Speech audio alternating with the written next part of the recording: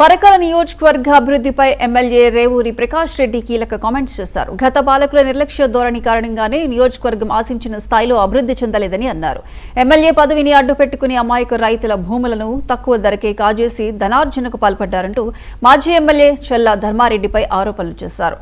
డబ్బు వ్యామోహంతో పదవులు ఆశించే వారికి ప్రతి ఓటరు తన ఓటు హక్కుతో సమాధానం చెప్పాలంటున్న ఎమ్మెల్యే రేవూరి ప్రకాష్ రెడ్డితో మా ప్రతినిధి Sridhar face to face.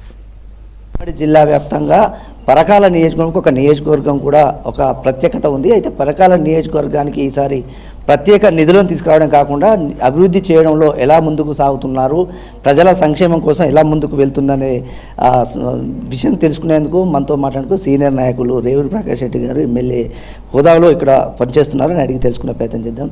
Sir చెప్పండి, మీ ఈ చేతుల మీదుగా నియోజక అభివృద్ధిని తీసుకొచ్చే విధంలో మీరు ముందుకెళ్తున్నారు. ముఖ్యంగా ఎలాంటి ప్రణాళికలు తీసుకొచ్చారు, ఈ నియోజకవర్గ అభివృద్ధి కోసం మీరు ఎలాంటి పాటులు చేస్తున్నారు? ఇప్పుడు ఒక విషయాన్ని నేను చాలా స్పష్టంగా చెప్పదలుచుకున్నాను.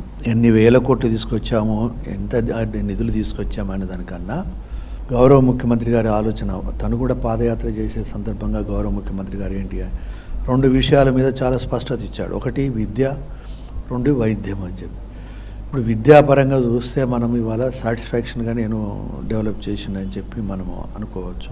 పరోక్షంగా ప్రభుత్వ పరంగా అంటే ఇది మొత్తం స్టేట్లో కూడా వస్తున్న కార్యక్రమాలైనా కూడా 1203 కోట్లు పరోక్షంగా, 1203 కోట్లు పరోక్షంగా మన నియోజకవర్గంలో ప్రభుత్వ పరంగా వస్తున్నాయి. సంక్షేమమును డెవలప్మెంట్ రెండు మనము బేరే చేసుకున్నప్పుడు ఏంటంటే ఇవాళ 2358 కోట్ల యొక్క నిధులు, ప్రభుత్వ నిధులు ఈ నియోజకవర్గంలో ఉన్న ప్రజల యొక్క జీవన పరిస్థితులు, జీవన ప్రమాణాలు పెంపొందించడానికి మనం ఖర్చు పెట్టడం జరుగుతుంది అనేది.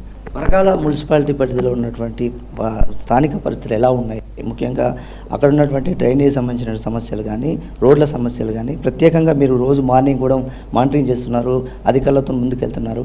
ఇంకా మెరుగైన సమస్యలు, మెరుగైన పద్ధతుల్లో మీరు సమస్యలను తీర్చిదిద్దేందుకు ఎలాంటి కొత్త ప్రణాళికలు తీసుకోబోతున్నారు? ఇప్పుడు ఒకటేమో నేను ఎమ్మెల్యే అయిన తర్వాత పరకాల పట్టణం తిరిగినాను. మొన్న కార్పొరేషన్ మున్సిపల్ ఎన్నికలలో కూడా ప్రతి వాడవాడ కూడా తిరిగాను. శానిటేషన్ అనేది సక్రమంగా లేదు. గతంలో మాకు నిధులు తీసుకొచ్చినామని చెప్తారు, గత ఎమ్మెల్యే చెప్తుంటాడు. కానీ తీసుకొచ్చి ఏం చేసిండు, కార్యకర్తలకు నీకు 5 లక్షలు, 5 లక్షలు నీకు 5 లక్షలు, లేకుంటే నీకు 10 లక్షలు, నీకు 10 లక్షలు, ఏం పని పెట్టుకుంటారో పెట్టుకోండి అక్కడ అని అన్నారు. అంటే ఎవరి వాడల వాడు ఒకటి డ్రైనేజ్ చేస్తే, ఒకటి రోడ్డు చేస్తే, ఒకటి ఇంకోటి చేసే ఇష్టం వల్ల ఏంటంటే ఒక ప్లాన్ ఆఫ్ ప్రోగ్రామ్ అనేది, ఒక డ్రాఫ్ట్ అనేది లేదు. దాంతో ప్రజాధనం దుర్వినియోగం అయింది, కానీ పట్టణం అభివృద్ధి చెందలే, వెనుకబడిపోయింది. దాంతో నేను బాగా ఆలోచించి ఏం చేశాను, మార్కెట్ వ్యవస్థను అంటే అగ్రికల్చర్ ప్రొడక్ట్స్ను పెంచాలి అనేది. రెండోది ఎడ్యుకేషను. ఆ రెండు చేస్తే ఏంటంటే మళ్ళీ పూర్వ వైభవంలో కొందని మనం చేయగలుగుతామని. నర్సంపేట కూడా అట్నే అభివృద్ధి చేసినాం. ఒకప్పుడు నర్సంపేట 94 కన్నా ముందు అది ఒక కుగ్రామం, గుట్టల పక్క కంటే భూమి తక్కువ రేటు, ఎందుకంటే రోడ్ లేదు, ఏమీ లేదు. ఏం చేసినావు, నీ తెలివి ఉపయోగించి 2 లక్షలకు, 2,50,000కు, 3 లక్షలకు ఎకరం చొప్పున కొన్నావు. ఎవరి దగ్గర కొన్నావు? 3 ఎకరాలు, 5 ఎకరాలు, 10 ఎకరాలు ఉన్న దగ్గర కొన్నావు. ఎంత కొన్నావు? 200 ఎకరాలు కొన్నావు. ఇప్పుడు ఎంత అమ్ముకుంటున్నావు? 35 లక్షలకు, 30 లక్షలకు అమ్ముకుంటున్నావు. ఇది కాదు కదా ఎమ్మెల్యే జీవనం. అంటే అమాయకత్వాన్ని, వాళ్ళ అవసరాన్ని అడ్డం పెట్టుకొని చేసింది ఆయన వ్యాపారం. రోడ్లు వేసిండి, నేను కూడా ఒప్పుకుంటాను. ప్రతి మండలంలో, ప్రతి గ్రామంలో రోడ్లు వేసిండు. రోడ్లు చూస్తే సంబరం. కానీ ఏం చేసినావు? నీ కాంట్రాక్ట్ వర్కుల గురించి చేసినావు. ఆ రోజున రోడ్ల పరిస్థితి ఏమున్నది? నాణ్యత లోపంతో ఇబ్బంది అవుతుంది.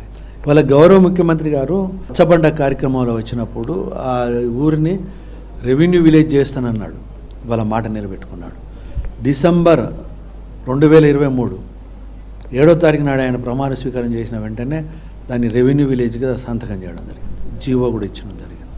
ఎప్పుడు ఎన్నికలు వచ్చినా, ఏదొచ్చినా కూడా నిజాయితీగా, నిబద్ధతగా పనిచేసిన నాయకత్వాన్ని, నిజాయితీగా, నిబద్ధతగా చేసిన ప్రభుత్వాన్ని, పార్టీని ప్రజలు ఎప్పుడు కూడా ఆశీర్వదించాలి. ఆశీర్వదిస్తే ప్రజా నాయకులు కానీ, ప్రభుత్వాలు కానీ ఒళ్ళు దగ్గర పెట్టుకొని పనిచేస్తారనేదే నేను చెప్పదలుచుకున్నాను.